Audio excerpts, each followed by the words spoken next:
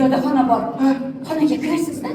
Xonada darchada ayollar ko'ylagi bilan ro'mol turibdi.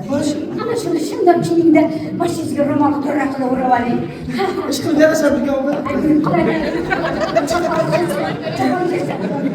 Oyxonni qiz bilan qarindoshi kelibdi deyman. Yo'q, uni aytmang opa. Meni so'rasa, bosh ochiq juvon keldi.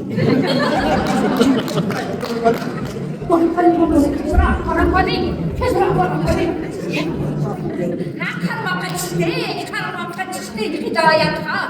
Ana endi bu yoqni. Qolganini bu yoqda davom etamiz.